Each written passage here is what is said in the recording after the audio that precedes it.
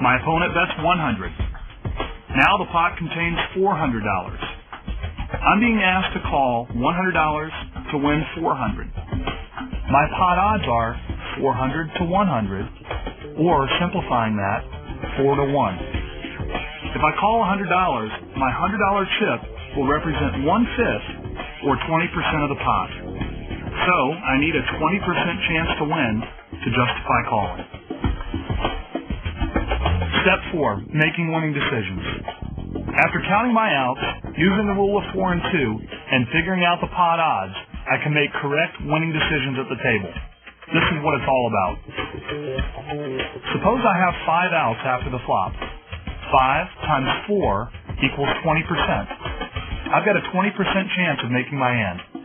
After the bet, there's $200 in the pot. I'm being asked to call 100. I'm getting 2 to 1 pot odds. Therefore, I need a 1 out of 3, or a 33% chance to win to justify calling that $100 bet. I only have a 20% chance of winning, so in this case, folding is the winning decision. Here's a little bonus section, implied odds.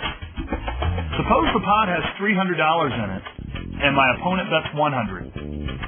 That same opponent has $200 left in front of them. The pot now contains $400. I'm being asked to call 100 to win 400. My pot odds are 4 to 1. However, if I catch a winning card, I'm absolutely certain that my opponent is going to call his last $200. So, the pot size should look like $600. 600 is the implied pot. The $400 currently in the pot, and the $200 that I'll win if I make my hand. If I call the $100, my $100 chip will represent 1/7, or 14% of the implied pot. So, I need a 14% chance to win to justify calling. Hey, we're covering a ton of information here, so feel free to take some breaks and let this stuff sink in. If you didn't get it the first time, remember, you can watch this DVD as many times as you need to. Before we get back to the table, let's take a quick look at the chip count. Chris now has more chips than I do. Butch still has a monster stack, and I'm second to last. For now. Okay, we've gone to a $2,000 ante, 5 and 10,000. Jack 7 suited, against 5 opponents from early position, no way. They probably think I'm on tilt too, and I pretty much am. I'm going to lay it down. So let's go. Now, even though I'm not playing the hand, I'm still involved. I'm observing my opponents and trying to find information that's going to help me later. I'm going to look for tells. I'm going to look for betting patterns. I'm going to try to figure out what hands they have, and I'm going to try to figure out what state of mind they're in. All right. Harmony's going to raise the pot. She makes it 30,000, a raise of 20,000. KW is out.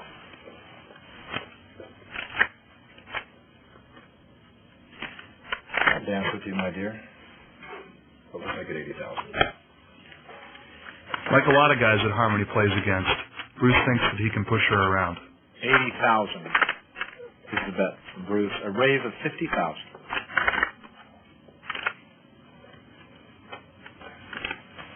There's some passes, which is out. I'll call that. You're going to call? Bruce's re-raise got him heads up in position against Harmony. Flop is ace, 8, 7 with 2 clubs. The texture of this board is very dangerous because there's an ace, and Bruce is likely to play any hole card with an ace. There are also 2 cards with the same suit, and that makes a flush draw possible. There are 2 connecting cards, which makes a straight draw possible. The texture of this board is dangerous, and that would determine how I'd play this hand if I were still in. If I had the top pair right now, a pair of aces, I'd make a big bet, a bet about the size of the pot, and I'd try to get those drawing hands to fold. This is what's great about No Limit Texas Hold'em. You can change the size of your bet to manipulate the pot odds to cause people with drawing hands to pay an appropriate price to continue. Check that. Didn't help you. On your checks, let's keep this ball rolling. 60,000. 60,000 is the bet. Bruce bet a third of the pot into this dangerous board. His bet's giving Harmony pot odds of 4 to 1. If she's on a draw, she should definitely call.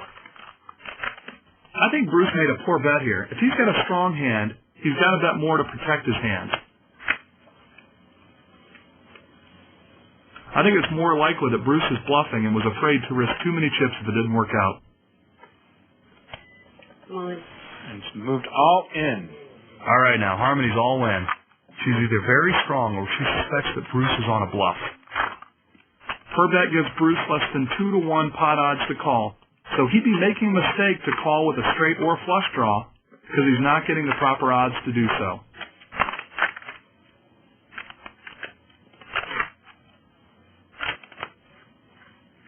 It's all yours.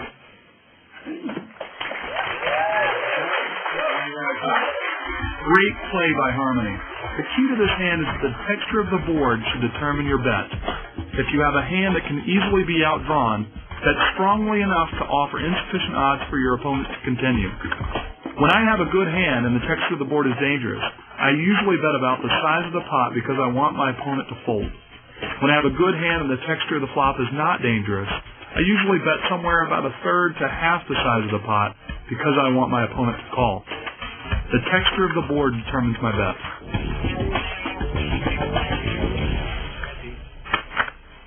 So Gordon now with the big blind.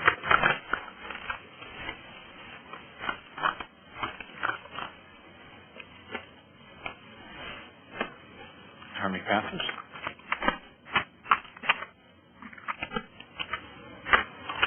Make it 30. Okay, we makes it 30,000.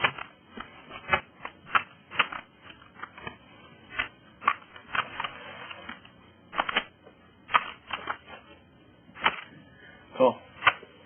Call over here from Butch. I think I'm going to call here. I really want to be in a pot with KW and Butch. And Phil Gordon also. Butch is going to donate chips, and KW is either going to go all in or fold after the flop. If he goes all in, it may just be with a marginal hand. First 3 cards. Bingo, that's a fantastic flop. I got the flush draw, I got the top pair. Check. Given that the texture of this board is dangerous, I think Butch has a weak hand. Otherwise, he'd have to bet to protect his hand. I've got top pair here, so I should bet to protect my hand, right? Well, actually, I'm going to check. Let me explain. First, I'm very confident that my short-stacked opponent, KW, will make a bet at the pot even if he didn't hit this hand. Second, I've got the flush draw and a backdoor straight draw, which gives me a ton of outs even if I'm beat. If I only had top pair with no outs, I'd bet to protect. Remember, poker's a game of situations, not hard and fast rules.